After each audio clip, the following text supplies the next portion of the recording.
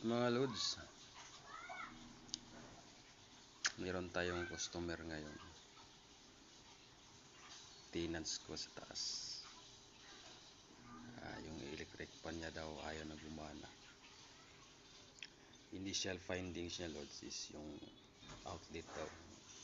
So ginawa natin, chinik natin yung continuity. Putol nga mga lods, tama yung findings ng gumagamit.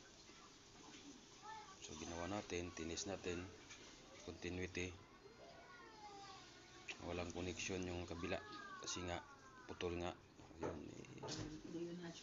pinalitan natin ng bagong plug.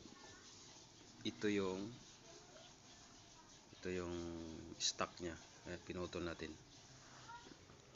tapos ayan na, plug binili natin 35 pesos.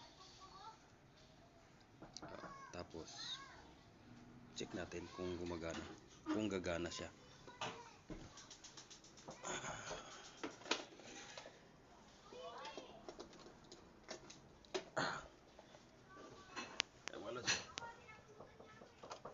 Iyon, gumagana na. Number 2, number 3. Okay mga loads, okay na, may electric pa na siya uli.